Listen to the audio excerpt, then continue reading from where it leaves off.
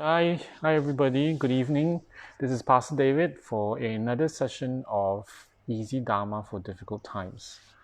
So today we'll be talking about the Eight Worldly Concerns or Eight Worldly Dharmas. There's a few versions of this teaching. It's called Eight Worldly Preoccupations, Eight Worldly Dharmas, Eight Worldly Concerns.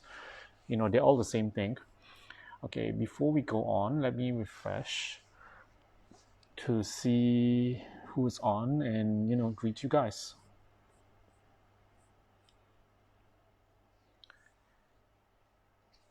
Actually, the idea of this teaching was actually, I think it's mentioned a few times by some of you guys, and so I thought it would be a nice teaching in itself, just a simple short one. I think you have an idea, but why not we delve into it, because we always talk about it but we don't really go into it per se. Hi Mr. Lam, good evening. Welcome to Easy Dharma for Difficult Times. Okay, I am on. Let me click on yes. Right, so okay, what we're going to do is we're going to talk about the Eight Worldly Concerns. And this is originally, it's a very old teaching, believe it or not. It's not Tibetan. It originally was derived from Nagarjuna's teachings. Nagarjuna is the father of the Mahayana Buddhism and the founder of Mahayana Buddhism. I mean, of course, originally Mahayana Buddhism, all Buddhist teachings came from the Buddha, but it was Nagarjuna who propagated the Mahayana tradition. And apparently, in one of his advice to a king, it's called A Letter to a Friend, and he wrote about it. Okay, so what is the Eight Worldly Concerns? The Eight Worldly Concerns, let me see so I don't miss out anything. Let me see. Generally, it's in reference to how we normally. The Eight Worldly Concerns is not something some people do. All of us do most of the time. It's only because when we are practicing Dharma, what we're trying to do is we're trying to lessen this. Actually, we are doing this all the time. We hope to get, we hope to be happy, and we shun suffering. We hope to get to be famous, to be popular, to be, to have a good reputation. And we're not happy when we are, when we lose our reputation or we feel insignificant. And then we are happy when we are praised. And then when we are criticized or insulted or someone says something bad about us, we are not happy. And then we hope to have some sort of gain. Everything we do, we hope for something, some kind of benefit. Okay, and then on the other flip side is we fear that we are taken advantage, we are taken for a ride, we are at a loss. So you see, there's this 8 concerns. Part 4 of them is attachment. The other 4 is aversion. Okay, aversion means you don't want, you don't like, it hurts you, it disappoints you, it disturbs you, it pushes you, it destabilizes you. So generally, what we're talking about, actually, the 8 worldly concerns, the 8 worldly dharmas, the 8 worldly preoccupations, whatever it is, whatever name you call it, it's actually the 3 poisons. Okay, so that's what it actually is. So it is said that if you can go one day without the 8 worldly dharmas, then it is possible to gain attainments, it is possible to gain enlightenment if you extend that one day into many days, the rest of your life. But unfortunately, all of us are very stuck, and we are practicing this 8 worldly, or it's not practicing actually, we are behaving out of these 8 worldly concerns out of long-term, out of karma, out of habit, out of upbringing, out of culture, out of it's some people say necessity. So this is what it is. Okay, let me see if anybody has anything to say. Oh, there's a lot of people come on. Hello, good evening, everybody. I see Pastor Hani, Martin, welcome. Your questions are welcome, although they're mind-boggling. Just kidding. Hannah Fu, good evening, welcome. I see Jerry, hello, thank you, you're regular. And Pastor Tak Ming and Sharon Ong, very nice to see you. And Jacinta, almost pronounced you Jacinta. Okay, so, Keng Hoi as well, hello, hi, good evening. And yeah, so let's go into one at a time, and then we can talk about it, and then you have any questions, because when we look at the list, right, we say, oh, it's yeah, we know it already, but sometimes we don't realize we're acting out of it. Okay, the biggest one is hope for happiness, fear of loss. Usually, before we go on, usually the 8 worldly dharmas is taught in such a way in reference to us practicing the Dharma. So what it means is, we are happy only we do Dharma. If we're not happy, then we don't do Dharma. If we are praised, fame, praise, if we have good reputation, not praise, good reputation. If people put you in they respect you, and then they put you in the proper title, they address you as pastor, they address you as senior Dharma brother, then you do Dharma. If they respect you that way.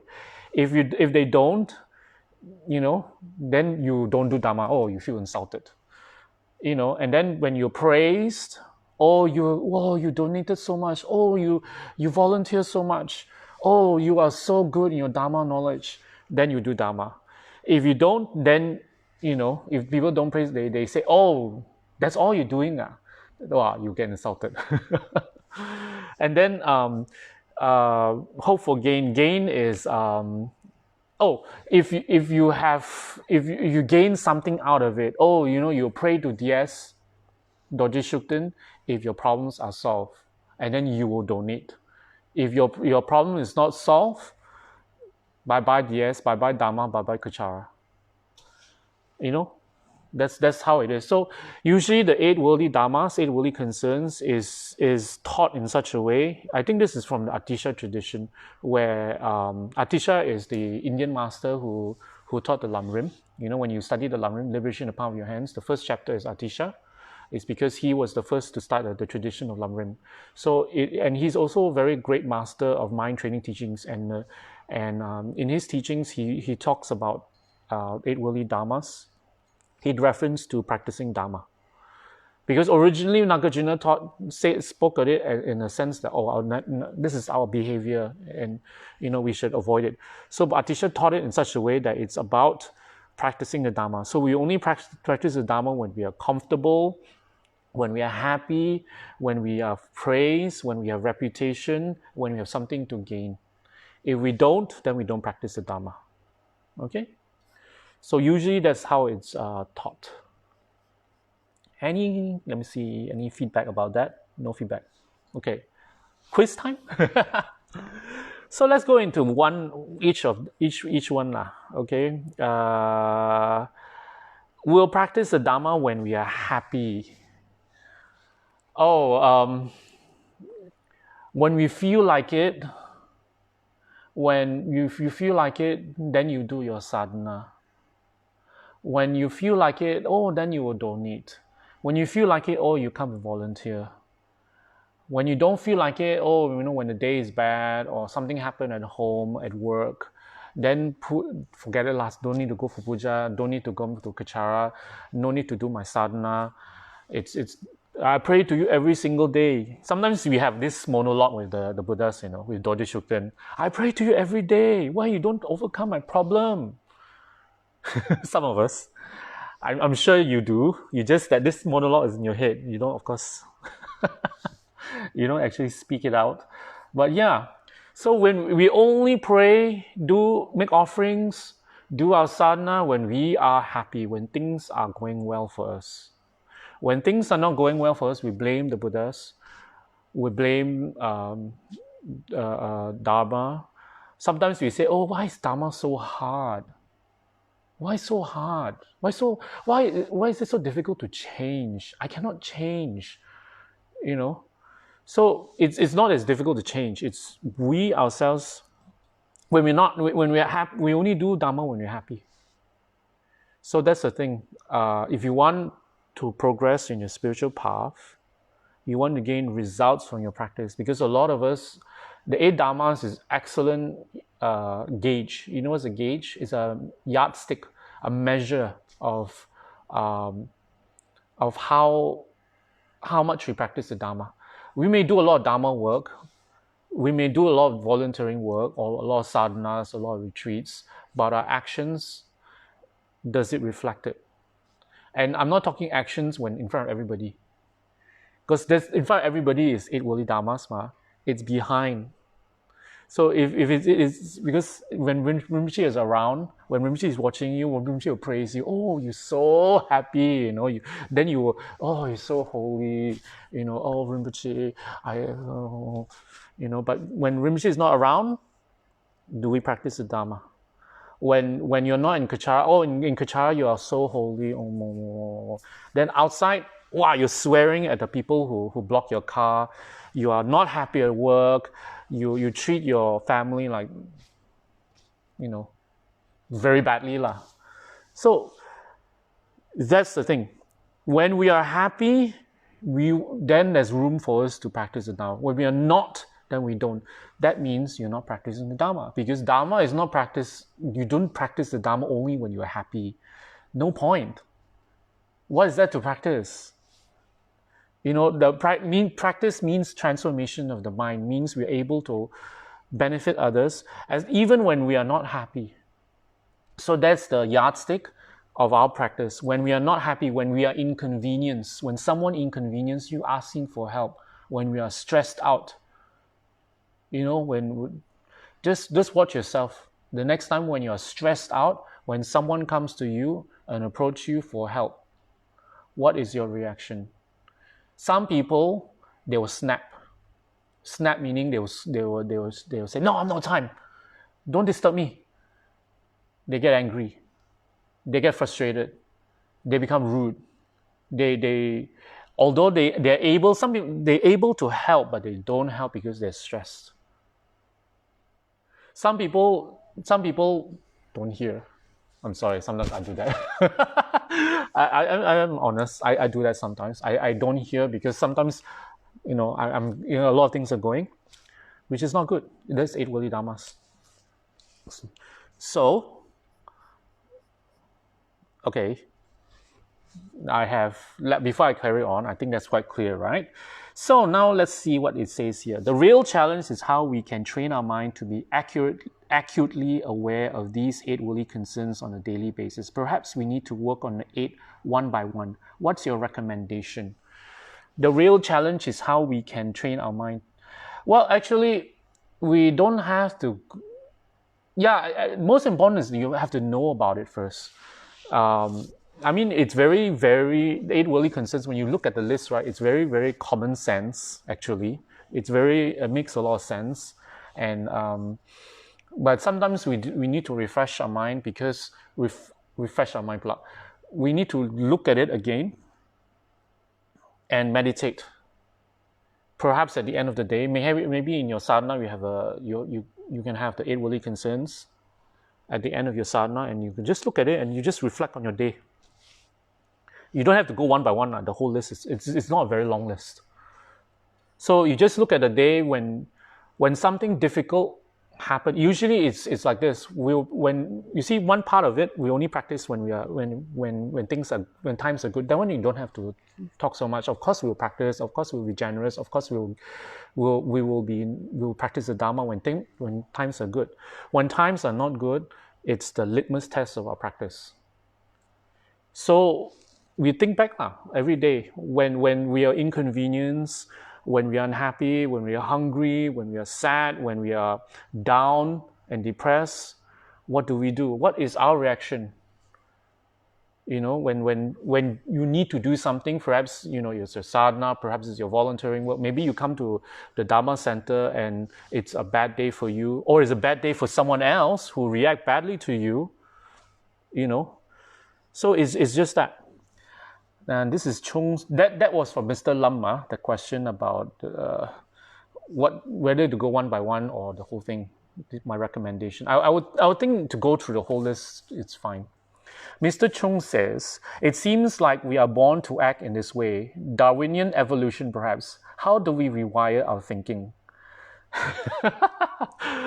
I wouldn't say it's Darwinian. I wouldn't say it's evolution. It's just habituation. It's lifetimes of it, Ms. Chung. So it's quite ingrained in us. And for some of us, because all of us are different, all of us are more prone to one or the other rather than all at the same time. So we just have to attack. Oh, this also addressed Mr. Lam's question. Perhaps we can look at the list. We see which one we are most prone to. For example, I'm a lazy person. So when I am tired or when I'm inconvenienced, that's when I usually act in unpasterly ways. So you just have to look at yourself. Some people, they are very stingy, so when they have to give, not necessarily money, emotion, attention, knowledge, words, praise, is a form of giving. So everybody is different. All right, so it's really, really different. So just now I was on the first two of the 8 worldly concerns, which is happiness. When we are happy, then we practice. When we don't, so when we feel down, we feel sad. Because let's face it, no matter how attained you will be, there'll always be down times. We still have negative karma because, by the virtue of us having many lifetimes and situations, especially right now, where everyone feels down. As in a sense that we don't know what's going to come. And we don't know what's going to come, and the situation is bad.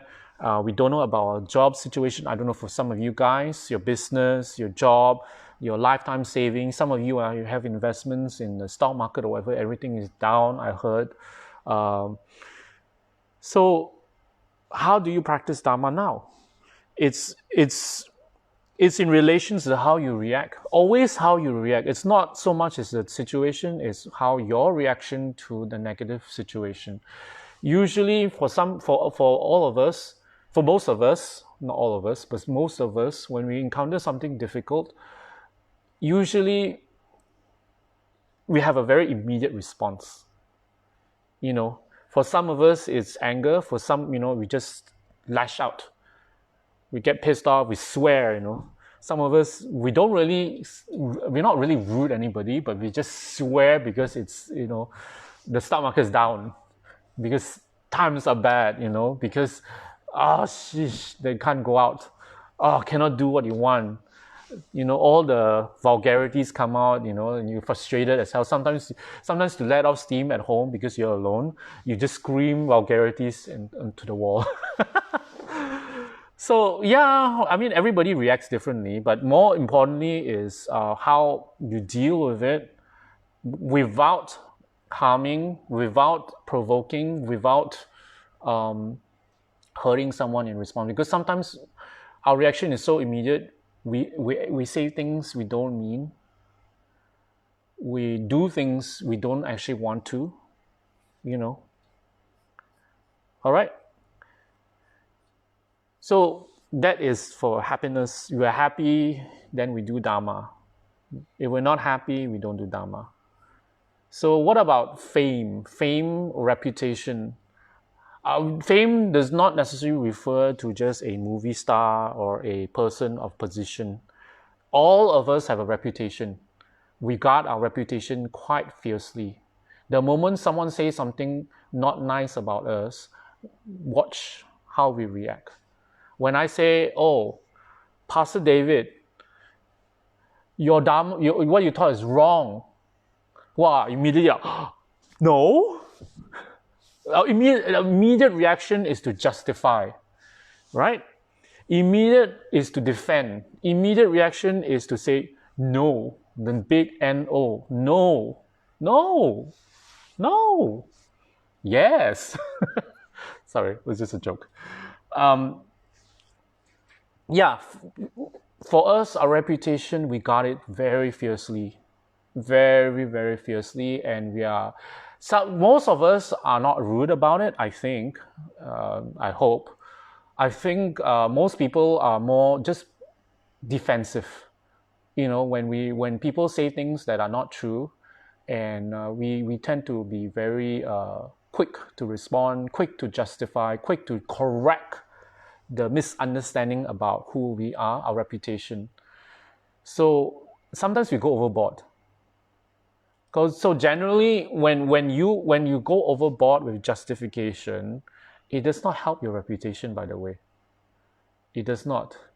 It just makes you look like something is wrong. Maybe it's true. That's why gossip magazines are making it's a huge industry, okay, for the movie stars, and especially their reaction to there are TV programs. I remember watching movie stars. Okay, what they do is they read out tweets, hate tweets, and then they just film their reaction to the hate tweets. Some of them, it's fun. I mean, it's fun to see. And then there's a lot of them, they just laugh it off. But sometimes they get really worked up by it. And that's the fun of the program, unfortunately. See, we even make a living, we make something, an entertainment out of people's loss of reputation. Their reaction towards it. So most important is our reputation. A lot of people say, "Oh, but a good reputation is my livelihood." Let's say you're a salesperson and you depend on it, and so when someone smears us, our reaction is, we will have to go and correct it. But you see, we have to watch, because we usually don't realize how worked up, how frustrated, how angry we get. How frustrated we get. And our reaction that way does not help our reputation ultimately. So what it shows is we have a lot of attachment to our name, our reputation. When we have a lot of attachment to our reputation, I mean on a worldly basis, on a very simple level, it doesn't, maybe it's true because he's so worked up, so quick to justify, So because you see for people who are not attached to reputation, they're not concerned. Yes, they will justify once in a calm manner, and most of the time they even laugh it off, and okay, it's funny, and then they move on. You see, that's why you have to picture yourself in a position where if someone says something not right about us, or smears our name, what is our reaction and how we go about it, and when is the point we move on from it? Because if we go on and on about it, because a lot of the times we don't even realize we're so worked up about it, and we can't. The reason why I can describe it so well to you guys is because I feel it as well. All of us do, from time to time, right? Okay, let me see what's anybody has anything to say. If you have any thoughts about this, just let me know. I think that's quite clear, right? So in the Dharma, when you only practice the Dharma if we have good reputation, meaning I think in a general Dharmic sense, in a Dharma center, let's put it in the practical terms, right? In a Dharma center, we only do Dharma when we only do we'll do a donation, we'll do puja, we'll do if people can see us, if pictures are taken of us and put in the website, and then when you see people are taking pictures, you rush to take picture and join along, you rush to make sure that you are made aware that you are joining something virtuous, or if other like feed the homeless, while you rush to take pictures. You want to take pictures. You post pictures on your Instagram and your Facebook, and you want to make sure people know that you're doing something good. Part of it is not really the Eight World Concerns. Part of it, I admit, part of it is to promote the organization. That's for sure. But let's put it this way, lah. There's a bit of Eight Worldly Concerns there. So that having a little bit is fine, but don't let it go overboard. Don't let your wish to look good go overboard, where you do when you actually lie about it, when you actually pretend, be this persona, this person that you're not. So that usually people with a lot of attachment to how they look, right? They will go overboard. They will go overboard, and they always will justify, and they always will try to look good. Every opportunity, lie even. And when people accuse them of something, wow, very quick to justify and to prove you wrong, Okay, Pastor Taming here has something to say to Mr. Lam. We should practice mindfulness and awareness continuously. When we are aware and mindful, we pay attention to how our thoughts react to stimuli around us. Catch the thought before it turns into harmful actions. Eliminate the harmful thought immediately. It's not easy, but we need to train ourselves continuously to be mindful and be aware until we perfect this skill. This is the reason why holding precepts and vows are important, as they protect us from reacting negatively towards stimuli. We must also remember and be mindful of our precepts, vows. Very good. You are actually talking to two things, Pastor Taming. You're talking about developing awareness, mindfulness and awareness, and vows. Vows do help with that, but developing awareness and mindfulness is a practice on its own. In a sense that there are many, many practices. Automatically, when you talk of mindfulness and awareness, it's meditation. It's single-pointed meditation. It can be any form of meditation. It can be the most common one, of course, is the breathing meditation. It helps, but that is not mindfulness. It helps to develop mindfulness. So how much your meditation affects the rest of your life, becoming more aware of people around, will be determined by the quality of meditation. So you may do a lot of meditation, but it may not be very good quality. So then your mindfulness will not extend beyond your meditation cushion. So most importantly is to develop the mindfulness, and there's many ways of doing that. One of them is meditation. Another one is holding vows. But holding vows is more than meditation. Holding vows is a practice in itself. It's also a collection of merits, because meditation on the breath does not collect any merit. Let me repeat: meditating on the breath collects no merit. So it doesn't support transformation that way. It only develops concentration. So if your meditation 5 minutes, 10 minutes, 1 hour, whatever, is not quality, solid concentration, you will have no effect on the rest of your life. Zero. If you hold your vows, just holding some of the vows, just holding them, not breaking some of the vows, will collect the merit to develop concentration, develop mindfulness, develop all that. You will collect merits. Where you don't have to concentrate on your vows. There's a difference. All right. Anyway, where was I? Let me see. I was at reputation. Yeah, reputation and the loss of reputation. I found online is usually they say hope for fame and fear of insignificance. But what I remember was loss of reputation rather than fear of insignificance. So usually it's about when we feel that we are not recognized, when we are not recognized for what we did, when we are taken for granted, that's when we feel when we're taken for granted or we're not recognized. Sometimes, let's say, oh, you contributed a lot. Let's say in the Dharma, okay, you contributed a lot. Could be work, could be donations, could be time, could be effort, could be prayers, whatever it is, you contribute a lot. And then, and what happened is some people want to make sure their name is always mentioned. Some people don't. And some people, when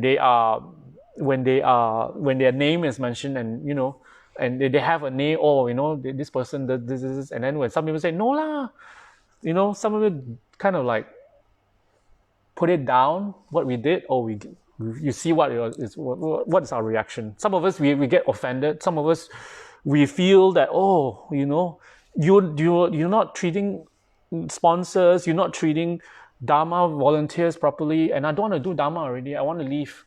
We get offended. So that is part of the Eight Worldly Concerns. And then there's another one, which is, okay, let's go to the next one lah. Praise and criticism or blame. All right? Praise, all of us love to hear nice words. Oh, Pastor David, you're so handsome. Oh, Pastor David, you speak so well. Oh, Pastor David, I don't like the way you chant. Oh, Pastor David, you're... Some people like to couch their criticism. What they say is they will ask me a very technical question to flounder me. Just kidding. Anyway, so what happened is some people... the moment they always want to, all of us actually, not some people, all of us like to hear good words. For example, when we do something in the Dharma, and Rinpoche is very, Rinpoche's how do you say, modus operandi, the way he acts is when if you do something for the Dharma, he would always send gifts, he will write letters, if you see you in person, he will praise you, sometimes he will praise you in front of other people. Oh, you're such a good Dharma volunteer, you're transformed, blah, blah, blah. And he will praise you to kingdom come. You'll feel so happy because you did something good. You did Dharma. The thing is, on the other hand, when we are scolded because we did something wrong, perhaps somebody in the Dharma center say, hey, you did it wrong lah. You've been told so many times, can't you get it right? Or, you're late. Why are you always late for pujas? Why are you always late for, for work? Why are you late for this? Why are you late for that? So sometimes people, when they are blamed, sometimes they say, who did this? What kind of work is this? The name is not mentioned first. Nobody will own up to it. Nobody. Right? I don't see anybody saying anything about it. But yeah, I've seen before. Many times when something, who left the soiled underwear in the toilet? Oh my God. What? How can you leave such a unsightly thing in the toilet? This is a public toilet. Or some people, they left their, some people they made a mess in the kitchen, and a public kitchen. I mean, whenever a situation arises that's embarrassing, right? Immediately we will not want to admit, and we will hide. And we do that all the time. Whenever something bad, whenever one of our negative qualities or something embarrassing about us, and usually what happens is, let's say the person's reaction, if the person is just, just very calmly saying, as a matter of fact, saying, you did this. Can somebody own up to, who did this thing? For example, let's say, or didn't take the trash out, or dropped something, dropped soup on the floor, or in the kitchen, in the toilet, who pee all over, and then can somebody own up and please clean up after yourself? Nobody will own up. Nobody. So that's just an example of what it's like. Basically, the eight worldly concerns, and in this case, it is blame. Nobody wants to blame. Nobody wants to accept the blame, especially when it's delivered in a forceful way or a fierce way or a critical way, criticizing way, criticizing. So nobody will want to do that. So that shows you a level of eight worldly concerns. I mean, this can extend even further, And usually when we make mistakes at work, in your jobs, in school, in college, when we make a huge boo-boo, what do we do? Do we own up? Do we apologize, especially to a senior person, a peer who is angry at us, who is frustrated? Do we dare? And if there's an opportunity to arise to evade, escape responsibility, what do we do? That's the litmus test of our eight worldly concerns. Many of the times we will scurry like little we'll hide. We want to hide our mistakes. We want to hide especially when someone who is angry, who is frustrated, who will potentially let everyone else know, we will hide. We don't want to accept the blame. When it's our fault, we don't want to. And there's many instances, movies, our own real life. I've done it before, escape responsibility, and then over time, I've learned to bite the bullet and just admit it, reluctantly, but admit it. I'm sure a lot of us do. As adults, most of the time, as good adults, we would do that, as responsible adults. But not all the time we are responsible. Not all of us are. And it takes a bit of training, and it takes a bit of courage. And from my side, that's what I noticed. And with Rinpoche, I mean, being with Rinpoche, it's better to just admit your mistake, admit it, than to hide it. And because it's very Rinpoche in terms of Rinpoche and how he deals with the situation. When you hide it, the issue will be bigger. He will find it's a bigger issue to hide your mistakes than to admit it and make amends. Of course, the next thing is making amends. I think firstly is we are embarrassed. We don't want to take the blame. Secondly, we lost our reputation. Then the third one is we have to make amends. We have to put in extra effort. For a lot of us, we hope to skip all this tree. We skip all this tree, but you know what?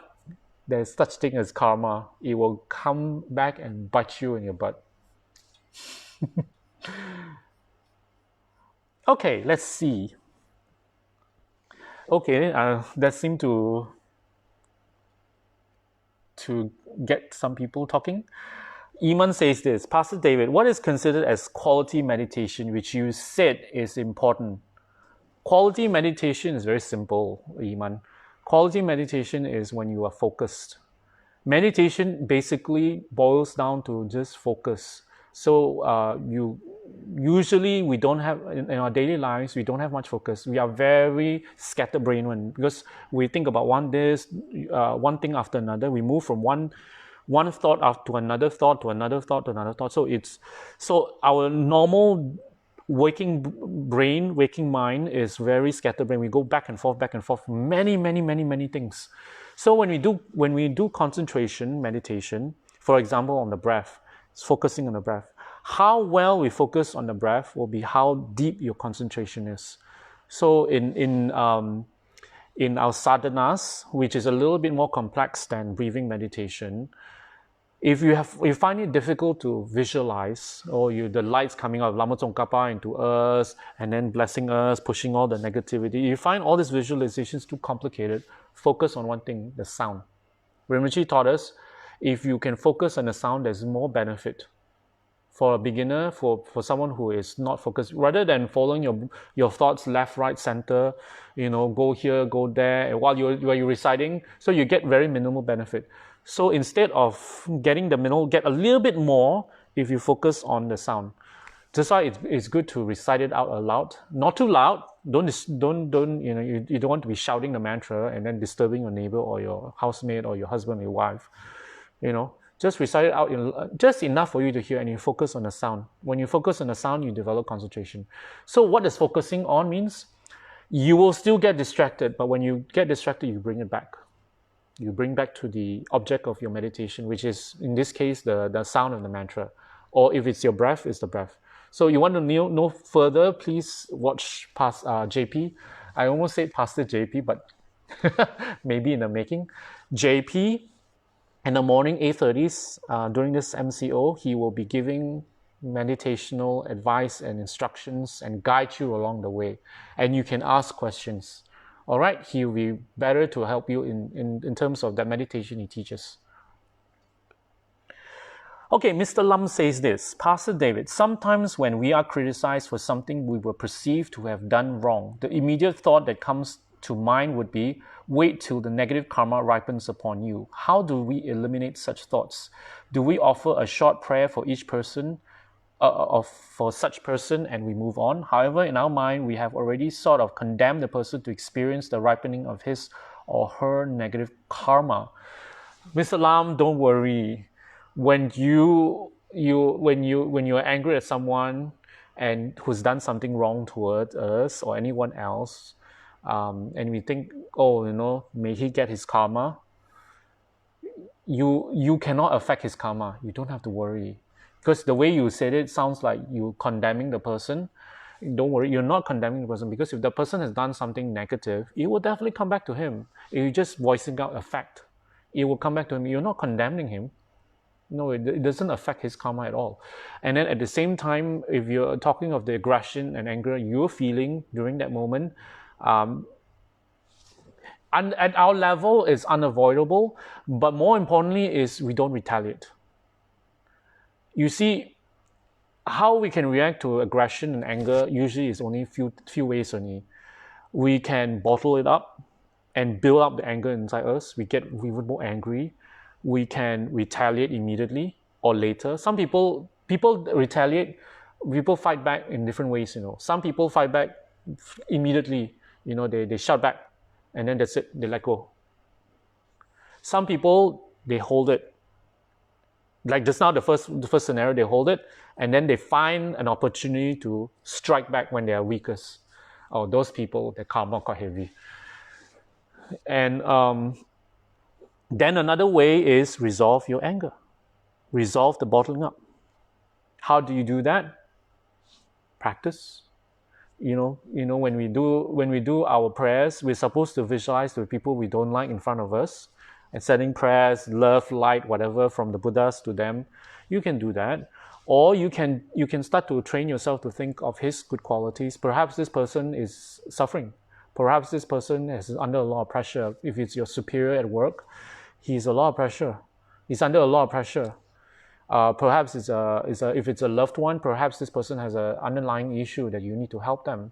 Maybe it's their way of screaming, I need help. Some people don't. Usually people don't say, they are upset, unhappy directly. Sometimes they just get expressed through a bout of anger, So it could be any of those. So immediately, our immediate thought is always, how do we, we want to revel, enjoy that the person get their what they gave out, the bad thing they did, may they get it back. I mean, it is innocent. I think it's innocent in a sense. It's not good, but it's innocent. At least you didn't retaliate. At least you didn't scold back. At least you didn't fight back. At least you didn't plot to get back at the person. But it is still not good. So maybe, it gives you room to find out what's wrong with this person. It depends. It really depends who the person is to you and the scenario and whatever it is. All right. So I don't think it's so bad. I think it's more of I think this person, you're not condemning this person. You cannot affect this person's karma. You do not have to worry about that. Karma is only from, you experience your own karma. You cannot, unless you do black magic lah, which I don't think you are, right? If you're not doing black magic, you're not sending any curse, then it's fine. So anyway, yeah, so that was for Mr. Lam. And let me see, where was I? 8 Worldly Concerns. I was at praise and blame. Then gain and loss. Oh, the gain means material gain lah. The gain, Rinpoche gave a teaching once about how some people operate, and a lot of us do that. And there are some people who look at everybody for what they are worth to them, in a sense that what they can gain out of them.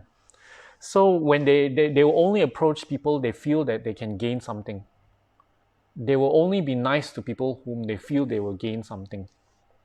They will only associate with people that will benefit them. They will only be nice and do nice things for people. It's kind of like an investment. They praise this person.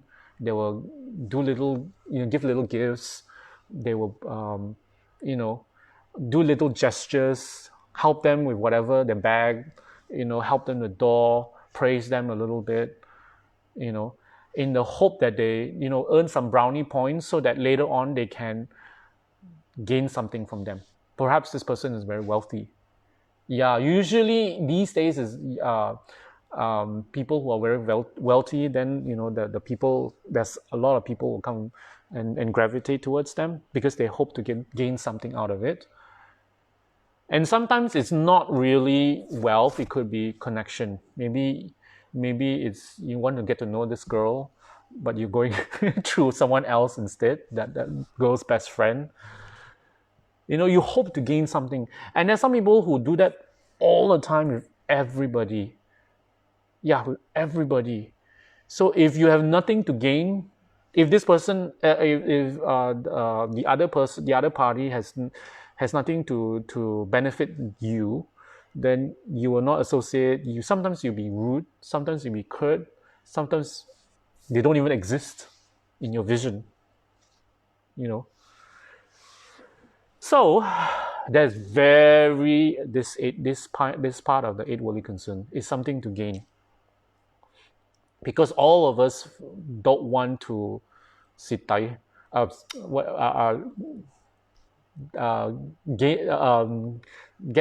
loss. Oh God, what's wrong with my English today? Mr. Chung just says money. Not necessarily money, Chung. It's some people. You know what some people do? Some people like to they gravitate towards people they can manipulate. Yeah. Gravitate, they are very nice to people they feel they can manipulate, they feel they can make them do things for them.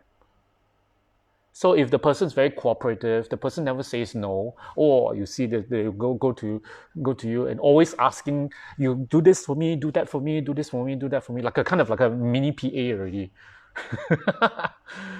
So that is very 8 Worldly Concerns, and everyone else, they're not even your radar. They just, oh, hi, and then just walk away. So that's the thing. Okay, a lot of comments about that. Chung said money. Yiling said we don't like to lose out. Oh, yes, we don't like to lose out. Sorry about that. We don't like to lose out. We don't like to, be disadvantaged, we don't want to be taken advantage of, basically. We want to take advantage of people, we don't want to be taken advantage of. For some of us, we only don't mind being taken advantage if we later have something to gain from that. See how our mind operates? We're always looking out for something, some kind of benefit, some kind of gain. And a lot of us, it's very immediate. The moment you see someone, Cha-ching, you gauge the person already. What can you get from this person? Cha-ching, I cha-ching because I'm thinking of money, but it doesn't have to be money. Because people are very complex. It's not just about money. Don't limit your mind just, everything is about money. Although a lot of things are, but to gain something out of it. So suffer a loss, yes. Being taken advantage, yes. Thank you. Can being competitive be considered good? Depends on the context of what you mean by competitive. If you talk of being competitive in terms of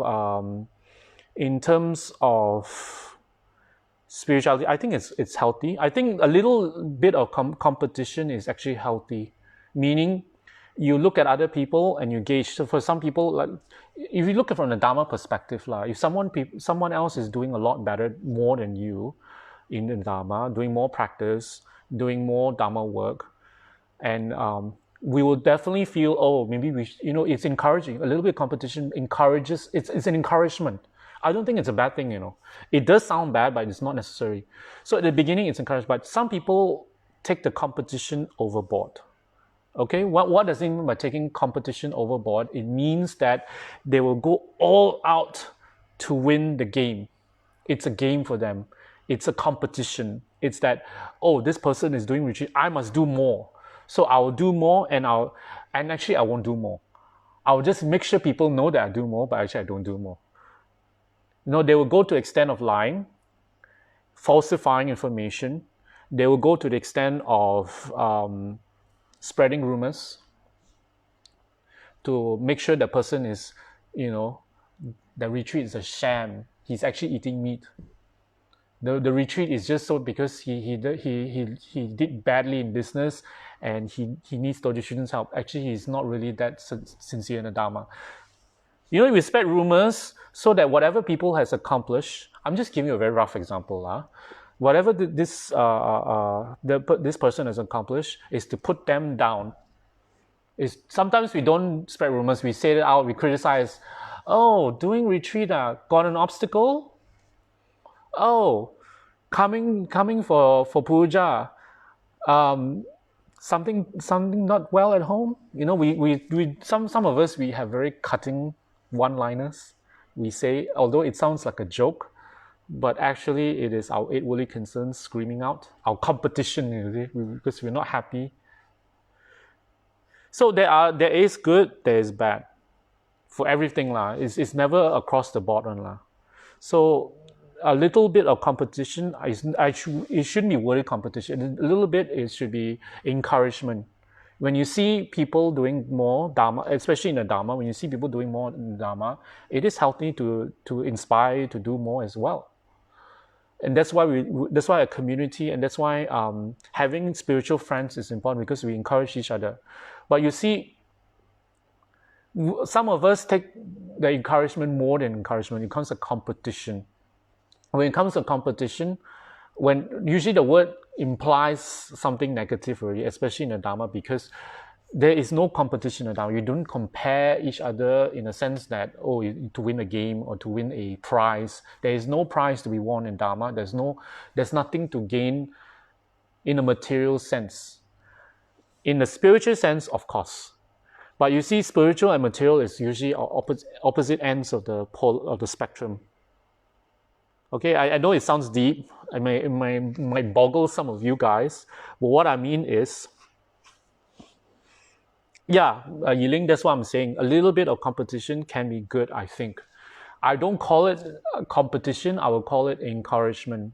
So sometimes it is important to be inspired by other people's accomplishment. So what we do in Dharma is, instead of, it makes us feel jealous, it makes us feel like, I know I use the word jealous a lot when I feel someone is done. So, but anyway, when you see someone do more, do better, the Dharmic way response is we should rejoice. The non-Dharma is we feel jealous, we feel envious, and immediately when we feel jealous, envious, what do? We criticize. So you take your pick. Each time when you see someone doing better, doing more than us, gain something perhaps a business deal, perhaps a new car, a new house, a new property, a new investment, a new wife, a baby, a family, perhaps all these things. And then you feel a pang of you wish you had it. Envy lah, okay? Envy is a mild jealousy, so maybe not jealous, but envy. And watch what we think and say. For some of us, immediately is we criticize. We say something to put it down. We joke about it. Usually it's in the form of a joke. It's a joke. Oh, this person married for money. Oh, the kid is so that you can get something from the grandfather. Some cash reward. Oh, this person slept away. I mean, this is a very rough example, okay? Okay, I've got a question here. Oh, well, several. Is it? Let me see. Aren't Darwinian evolutionary traits such as believing more is better, for example, beneficial to our human survival in the short term at least? What makes this harmful? Chung, what are you referring to? Believing more is better? Yeah. Believing more is better. So how does it relate to the Eight Worldly Dharma? I don't get your question here. Why are you comparing the Eight Worldly Concerns?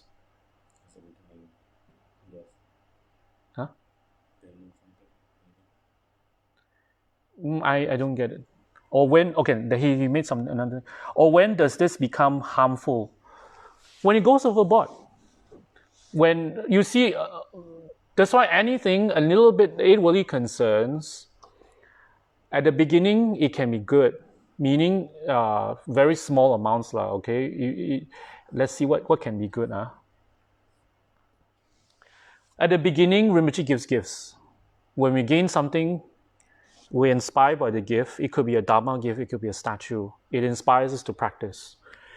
And then at the beginning, when we come into the Dharma, some of us come in because we have a crisis with an issue. So we solve our problem, so we become happy.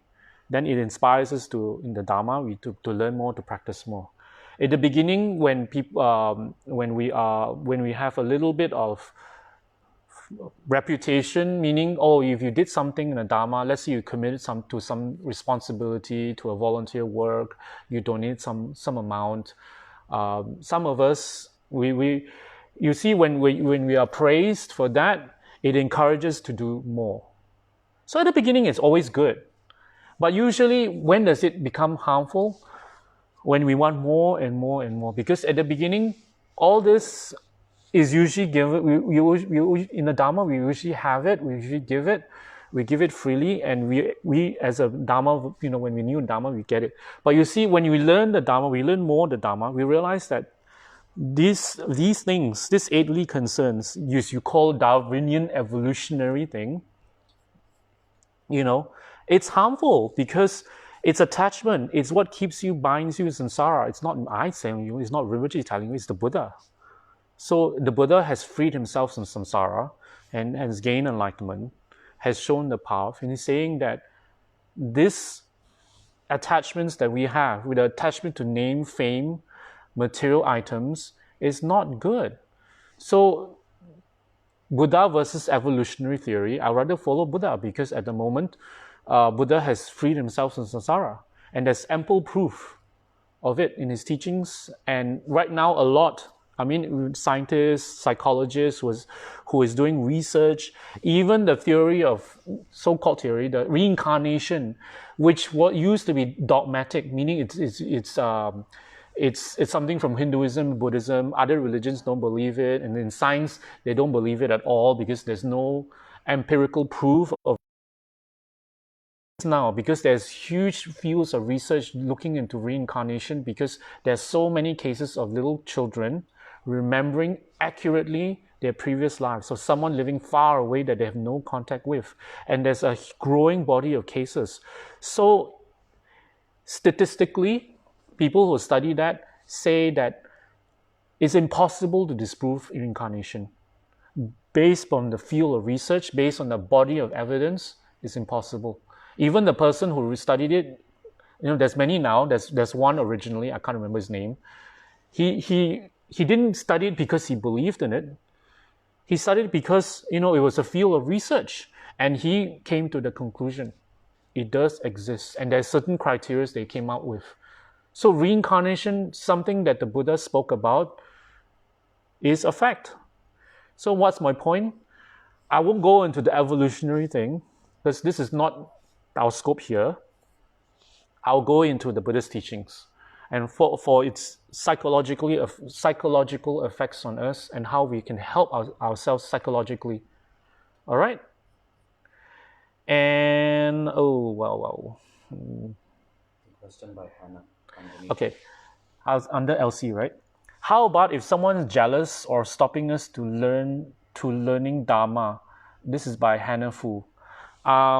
It's a bit vague, your question, and not very clear. So jealous and stopping us from learning Dharma depends on who this person is to you. If this person is a friend, then you have to take steps because you see, if you are very strong in Dharma and you believe in the Dharma and it has benefited you and you have a lot of faith in the Dharma, do not let a friend stop you. And what you can do is you change, you transform, and then you show this person the effects of Dharma, the benefits of Dharma. Then this person will be moved. Same thing with people who are close. So it could be your family member, it could be your parents, it could be your relative, it could be your boyfriend, it could be your husband. I don't know who it is. Whatever it is, who jealous, who was stopping you from Dharma, who's not happy. I think that's what you're saying. So you have to show the effects of Dharma. Then they will automatically, their resistance, their wish to stop you from practicing the Dharma will automatically stop as well. All right. Chung says, then must do Traksay practice. Okay, I don't know what that means. Hannah says, how do we reply to that person or just keep quiet? What is mine? Okay. I think you're in reference to the earlier thing. It depends who this person is, but you do need to stand your ground in the sense that while you're practicing that, you need to at least let them know. Don't just keep quiet. I think you need to let them know what you gain out of this, out of the Dharma. How does it help you? At least the person know why you're practicing that. It's not just blind faith. Most important is education. In the Dharma or anywhere else, when we want Dharma to spread, we have to. This is how we spread the Dharma. We share. So you let this person know what you gain out of this, what of Dharma. Because for some of us, it's the practice. For some of us, it's peace of mind. For some of us, the teachings help us solve our daily issues. For some of us, it could be anything, any of these things. Whatever it is, whatever benefit you gain from the Dharma, you need to share. So in that way, maybe the person may not listen, may not care, but you see, when people don't listen, but it will still go in. But maybe they don't have the karma for the Dharma, so it will not change how they think. But at least a seed is planted. A seed means a thought is gone into the mind, Dharma is good. And then when you change and transform, that seed will open. At the very least, if they have really no karma for the Dharma, at least they will not stop you in the future. At the most, they might practice the Dharma with you. Okay, you have this 50-50 chance, go for it. Okay, Yiling. Rejoice is a good attitude for competition since it's considered an inspiration to do more in Dharma. Rejoice is a good attitude for competition. That's an interesting way of phrasing it. Sorry, am I still on live streaming? Live, right? Okay. What happened is Yiling. Rejoice is in relations to people, to other people, and what people who have gained something, who have something good happen to them, who that that you are envious of. It's that scenario. So competition is a little different in the sense that it's usually more of actually you can be also that scenario as well. So Yeah, you can. It can be at the beginning. Then you rejoice, and then you do something out of it, lah. If it's if this person has done more dharma, so maybe it inspires you to do a little bit more. It inspires you to do maybe not what maybe this person has more free time, so they will do more. Maybe you invest whatever time you have. So when you rejoice, you cut the jealousy. When you cut the jealousy, the negative thinking will be cut. And when you cut the negative thinking, your reaction will not be negative. Because for some people, the immediate reaction is always criticism, always saying negative things when we don't like what we see. And in this case, it's someone having something good. You wasted an opportunity to gain merits, because when we rejoice, we gain the merits. If the person is doing Dharma, we gain the merits of the person doing Dharma a bit, yeah. All right.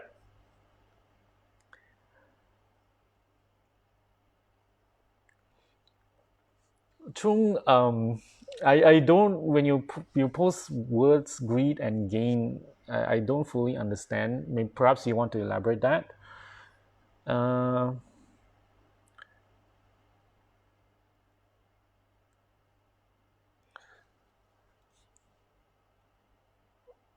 Okay, Hannah, you said you go for it, means you don't know how to write. Perhaps you don't know how to express what you gain. Sometimes there's nothing to be expressed. If you already expressed it already, if you already told this person or you showed this person what you have, that you're doing something good. Everybody, it's universal. When you go to the temple, you pray, it's something good. It's never negative. When you volunteer in a Dharma center, in a temple, it's always something good. It's always virtuous work. It's never considered negative, universally lah, for most people. For most people. So what happens is, sometimes you just have to show over time your transformation, your change. That will probably win the person over, or at least cut the negativity. And it takes a little bit of patience from your side. It takes a little bit of understanding from your side, because to me it sounds like this person is close to you. Okay, that's why this person's opinion matters to you. So if this person's opinion matters to you, then you have to be a little more patient, be a little bit more understanding, and also a little bit more courage to practice. Because when in the face of someone close to us criticizing what we're doing, we shouldn't let the person win. Because if you let the person win, then you don't do Dharma, you don't do practice, the person will collect the negative karma, So do you want that? If you don't want that, then you have to have courage. Sometimes you have to you have to state your mind. It's not easy, but you have to assert yourself. Assert means say, this is what I want to do, please support me. Even if you don't agree, even if this is something good, this is not something bad. You're not stealing, you're not killing, you're not doing anything harmful. So it shouldn't be too strong of a rejection, or what do you call it? Not rejection, objection from this person, right? Okay. Pastor Taming says, use these 8 worldly concerns as the yardstick to check on our mind. If any of these concerns arise in us, then being competitive is not good. We have the same potential to be Buddha, just like any other sanctioned being. The only differences are our own unique dispositions, karma, and obscurations. More importantly, I think we should be challenging ourselves than others. Rejoice in others' strength to inspire and encourage us, like what Pastor David had said earlier. Yeah, very nice. Thank you. Was it Pastor Taming? Oh yeah, Pastor Taming. And Yiling says, thank you. Wonderful. Pastor Nara says, the key to these situations is actually self-transformation through practicing the Dharma. If you want to supplement this with formal practice using Dodishin to help you with that transformation, then it is the main form of Dodishin, or perhaps the Wangzhe practice that you should employ to help with that transformation, and not Trukshe practice. That is not the main benefit of Trukshe's practice. Okay, wonderful. I think Pastor Neral has spoken what Chung had in mind, I think. And Yiman. Pastor David, since good reputation is important in secular corporate world, example in running a business service, is this considered as a worldly concern? It is still a worldly concern. It is still. So you have to check yourself. How far did you go to protect that reputation? Are you willing to lie?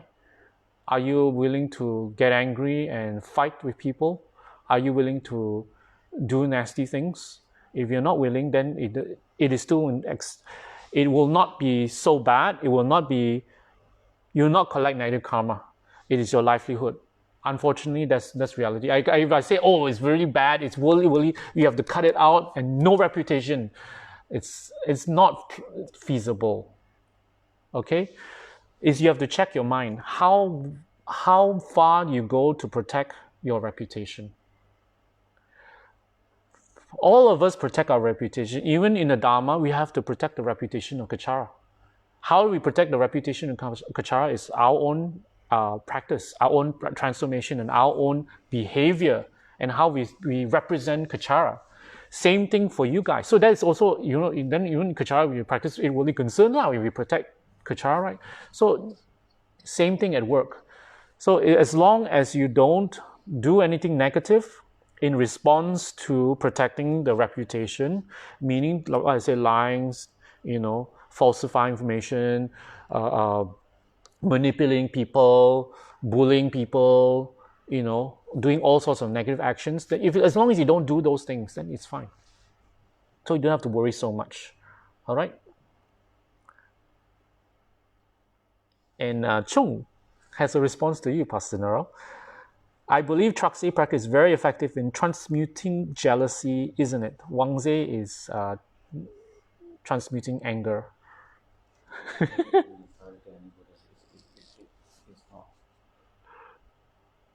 He's equating them to the five animals. Yeah. It doesn't work that way because they're actually protectors.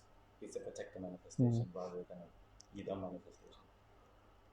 Well, maybe Chung has a special liking That's different also. So whatever it is, actually all of the Buddhas will transmute whatever negative qualities you have. Whatever Buddhas, perhaps some are more geared towards it. So the thing is, you're talking about transmuting what? Anger? Yeah. Jealousy, anger. He's transmuting jealousy. Oh, he's talking about jealousy here. Jealousy, okay, interesting. Try Tara. Okay, so I think I've come to an end on the Eight Worldly Concerns, the Eight Worldly Dharmas. The most important is it's a very simple teaching. It's very it makes a lot of sense, common sense when you read it, but it's also at the same time extremely profound because we do it every single day. We do every single day, and we gain the results of it. We gain more deeper with our delusions. We get more habituated in our pattern, in our ways of doing things. We get angrier, we get more jealous, we get more attached. Our attachments increases every single day. So it doesn't help. Practicing the Eight Worldly Concerns just increases our attachment, increases our delusions. So the only way is to practice the Dharma and understand the basis of the Eight Worldly Concerns. So when we understand the Eight Worldly Concerns and how much we're doing all these to protect ourselves, to safeguard ourselves, to make ourselves feel comfortable, to keep ourselves in a comfort zone, it's always about me. Okay, so that's the thing. So the Eight Worldly Concerns is extremely profound, actually. Extremely profound. At the same time, it's very simple. So as I've mentioned earlier, and also mentioned by Pastor Tatming, that it's a yardstick. It is for us to contemplate. It is something, it's a teaching that we can use to gauge ourselves every single day. How much Eight Worldly Dharmas have I practiced today? How much have I sacrificed, already given up, or renounced? So in order to achieve renunciation, the first of the principal aspects of the teachings that Lama Tsongkhapa taught is renunciation. So in order to practice real renunciation, we have to give up the Eight Worldly Dharmas. In order to gain real attainments, if you want to fly to Kechara paradise, if you want to ascend to Kechara paradise, rather, not fly, ascend to Kechara paradise, if you want to take a good rebirth, practice as much not practice Eight Worldly Dharmas, but practice the antidote to the Eight Worldly Dharmas. And what's the antidote to Eight Worldly Dharmas? Compassion, wisdom, kindness, generosity, 6 parameters. All right? So if you guys have no questions, thank you very much. I'm glad it came out semi-smoothly. I'm a little tired today because I'm doing a retreat right now, in the middle of a retreat. So thank you very much. You guys are a wonderful audience, and I wish you all the best. And I'm going to do a little bit of dedication before we end, all right?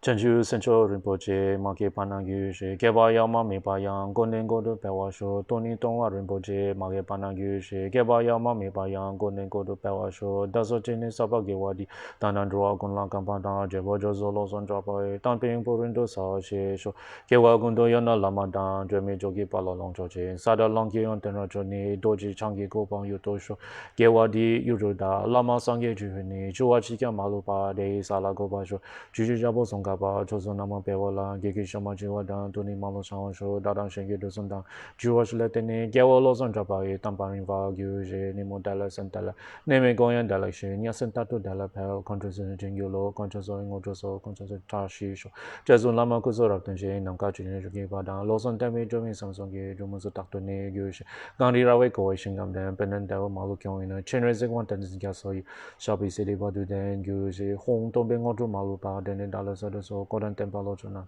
gave us a shook and sell. Thank you, everybody. Good night.